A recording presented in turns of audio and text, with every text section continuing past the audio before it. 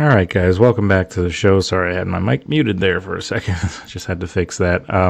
So welcome back to the show. We are going to talk a little bit to end our show here on this Tuesday night, talking about some LSU football season outlook here in our College Corner, our ongoing segment that we have. We're going to just continue to cover the SEC as we keep going, and we're going to try and get through the SEC, and then, depending on where we are news-wise, we'll try and hit the Big Ten or try and cover as many conferences as we possibly can with this series. And if there's any other news, of course, we'll, update, as the college spring ball continues to go and spring practice continues to get going here as they prepare for the upcoming college football season, which is in really just a few months. If you want to be optimistic about it, it's been 4 months. We're into the fourth month of the year. So, 4 months from now will be August, and we'll be right around the corner of college football. So it's just something to be excited about. It'll be interesting to see, because there's a lot of things that I want to watch, just as a fan coming up this year. A lot of different storylines, especially with my Steelers quarterback situation. I, of course, want to watch as much college football this coming season as possible because of the potential quarterbacks that they could potentially be drafting. One of those just so happens to play for LSU, and that is Garrett Nussmeier. He, of course, is the star of the show on offense, and he is returning this year and, of course, projected to be a first round pick next year, and rightfully so. I mean, the guy has a ton of talent, and he really could be a very, very good quarterback in the NFL for whoever decides to draft him. So that's the big story. The biggest piece on offense right there is Garrett Nussmeier returning. So they do have the top transfer class in the country as well. They've utilized the transfer portal very, very well. They lost several players through the draft, as is always the case in the SEC especially. You always lose guys to the NFL draft. That's just the nature of the business. But they have a really good really good transfer portal class, as well as a pretty good recruiting class as well. 16 total transfer portal signings. They've been pretty aggressive when it comes to the portal this year. And a lot of people are basically saying it's, college football playoffs or bust this year for LSU, especially with Brian Kelly, coming under some pressure after a pretty disappointing season last year, in which they were 8-5, or I believe it was, or 9-4 last year. They were not able to make the playoffs, of course, and they've hopefully tried to make some adjustments to shore up that defense a little bit. The defensive coordinator, Blake Baker, he has a little bit more help this coming season. They've added some defensive analysts to that defensive coordinator or that defensive room overall. So their hope is to potentially be better and more sound on defense overall.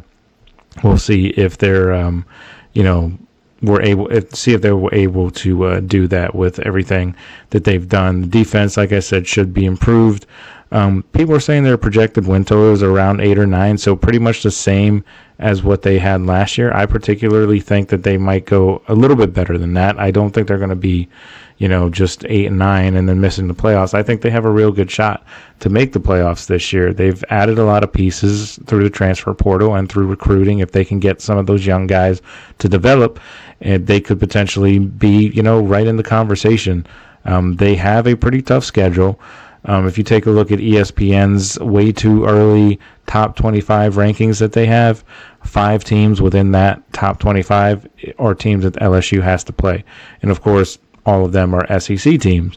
And that is South Carolina, who should be much, much better this year, especially with a very, very good defense. Alabama, of course, is always Alabama, so that's always going to be tough. Texas A&M are another team that's starting to come up a little bit. Florida as well. That's going to be a pretty tough game with the hype surrounding Florida that we talked about a little bit on our last College Corner segment. So that's a team that is. Those games are always interesting because it's a big rivalry, of course. But obviously Ole Miss too. That's another team that they're going to have to play. So amongst all those other teams, it's going to be tough for LSU to get to the playoffs, but I think under the guidance of Brian Kelly and their star quarterback Garrett Nussmeier, who, if he lives up to his potential this particular coming season, and he's really trying to play for that NFL career, I think he could end up having a very, very good year, because he's slotted amongst all those other good quarterbacks that are coming out for the draft next year. Guys like Drew Aller, Nussmeier. There's a ton of other guys that I'm just completely blanking on right now, but it's a very, very good quarterback class, and Garrett Nussmeier is definitely one of those quarterbacks. So LSU, I personally think they're going to get, I'd say maybe, I think they could probably get to like 10 wins or so.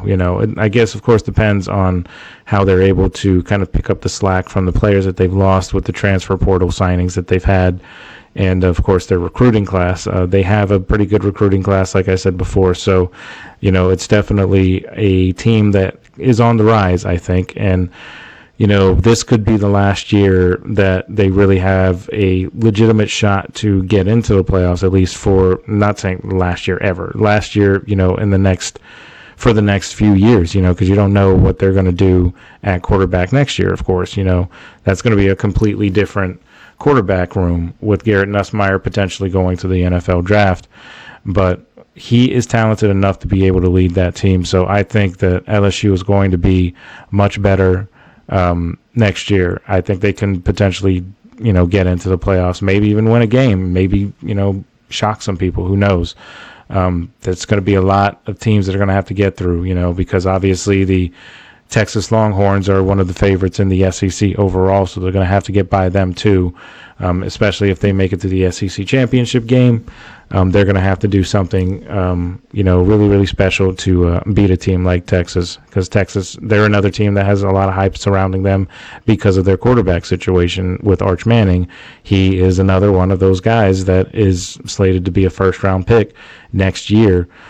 So the other guy I was thinking of was Cade Klubnik too. I just was completely blanking on his name out of Clemson. So he's another guy that's going to be really good and going to be amongst that draft class that's supposed to be very, very good next year. So that's going to be where it all starts and ends, is right there with Garrett Nussmeier. If he can come out and have a very good season, LSU can be in the conversation for the playoffs. But if he buckles under the pressure or so, or whatever you want to call, then who knows what LSU could end up being. They could end up being not very good at all.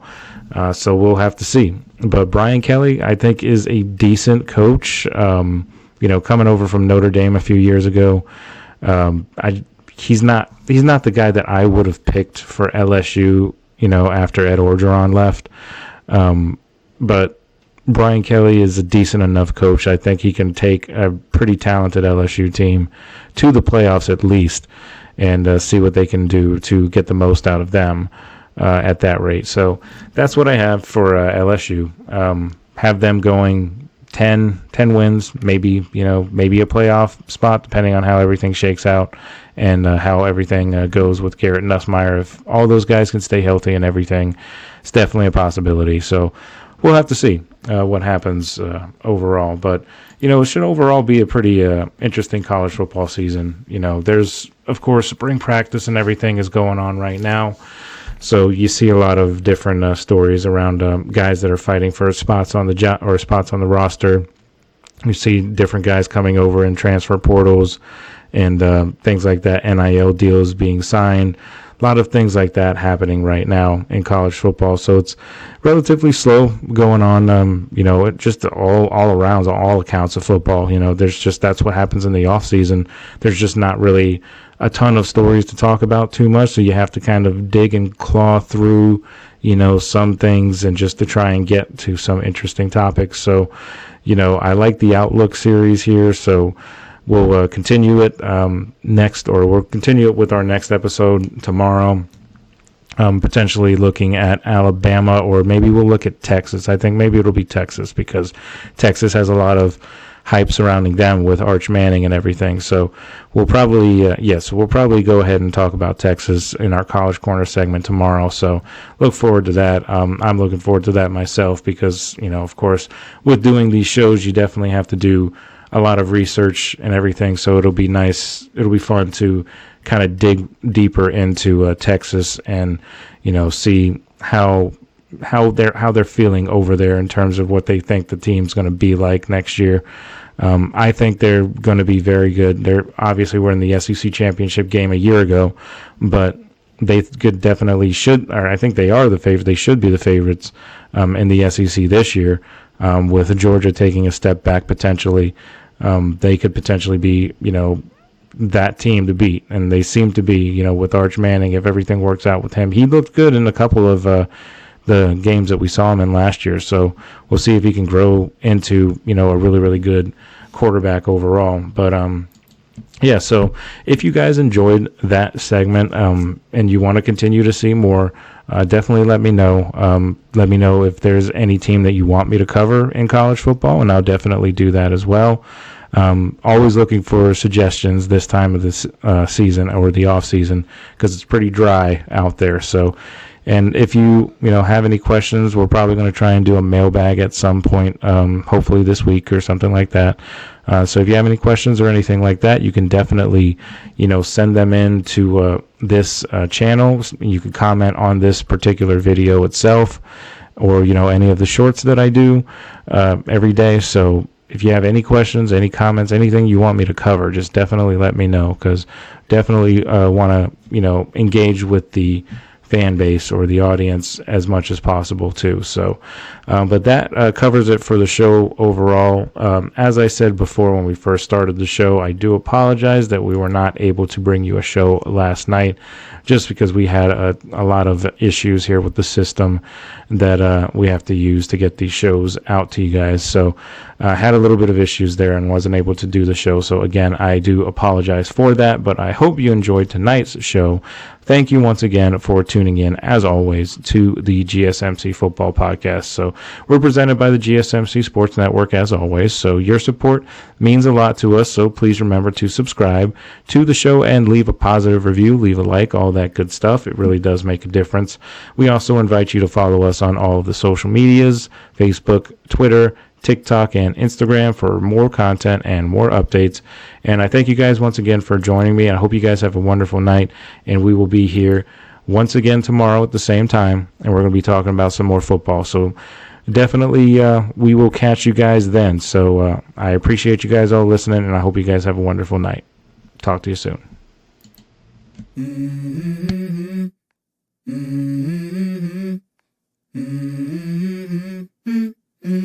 Let's go.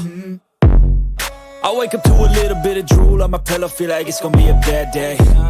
Yeah, I'm tired of shit, and the coffee ain't hit yet. Damn, ain't that great. I don't wanna go to